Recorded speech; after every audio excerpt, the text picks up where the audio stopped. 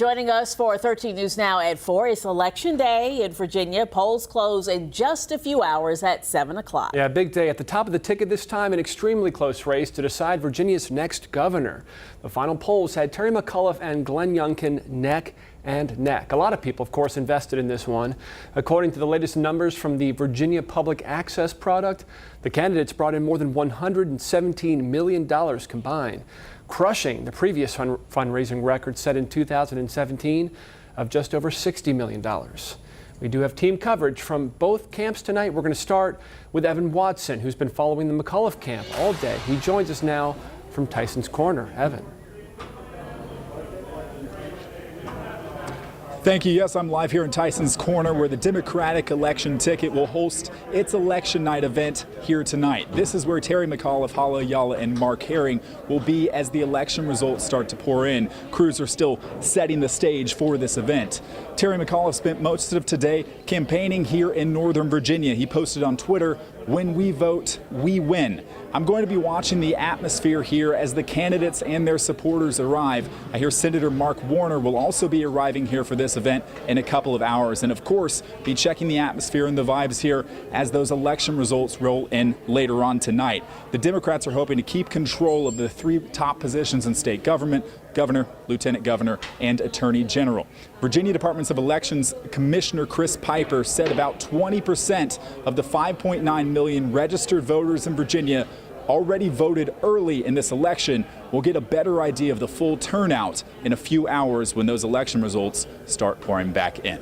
Reporting live in Tyson's Corner from the Democratic Election Night event, Evan Watson for 13 News Now.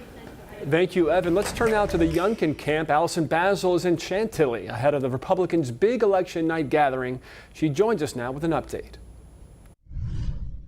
The race for the governor's mansion is neck and neck. I'll be here in Fairfax County at Republican candidate Glenn Youngkin's election night watch party after the polls close. Now, we did just get here for press check-in. Democratic candidate Terry McAuliffe's watch party event is just about 30 minutes away. Youngkin spent some of his final moments on the campaign trail last night in Virginia Beach, wrangling last-minute votes with Republican Attorney General candidate Jason Miyares and Republican Lieutenant Governor candidate Winsome Sears. Today on social media, Youngkin is sticking with a slogan he used last night: polls don't win elections, votes do. He's been here in Northern Virginia throughout the day, urging people to cast those ballots. And I'll give you a look inside at all the excitement once the watch party kicks off. In Fairfax County, I'm Allison Bazzle. Well, it's been a long road election day for both candidates. Mike Gooding and 13 News Now political analyst Quentin Kidd are here now to break down how we got here and what we should expect tonight. Hello. Well, thank you, Janet. Quentin, at the Watson Center, you've been doing polling all summer through Labor Day and just until last week. And McAuliffe had a big lead, and it suddenly shrunk to nothing. What gives? Yeah, so I think what gives is Donald Trump has inflated, if you will, over the last 4.5 years, the Democratic share of the vote in Virginia. And Glenn Youngkin was relatively unknown. So when we started this campaign, we had this inflated sense of where Democrats were and an unknown Republican. Post-Labor Day, that all disappeared. Glenn Youngkin became known to voters as they started to pay attention.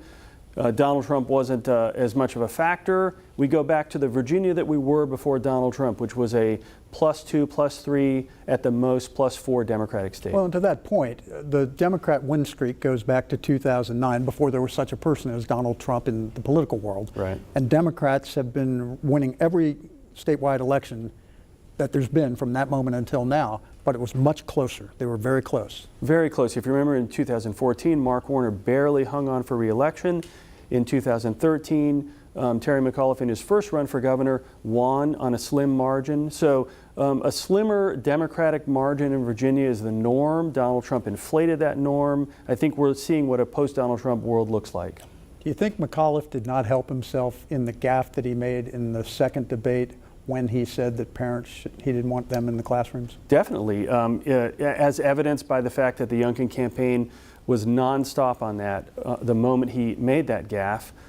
It essentially crystallized suburban parents' concerns about education in the schools that has been around for almost 2 years as a part of COVID. And so isn't that a problem for him tonight on election night? You and I have sat here many election nights, and as Alexandria City, Arlington City, Fairfax County, Fairfax City rolled in, the Democrat always won. Right. But those very suburbs are the ones you're talking about. That's exactly right. The question tonight is going to be how many of those voters who had been voting Democratic because they didn't like Donald Trump are now going to shift over and vote Republican because they're okay with Glenn Youngkin and they're upset about what's going on in the schools. Well, we shall see as the evening progresses, and we'll see much more of you as the evening progresses. Thank you, Quentin. Janet. All right, well, we're keeping you up to date until all the results are in. You can always get the latest results on 13newsnow.com and check out our digital election special. That's tonight at 9.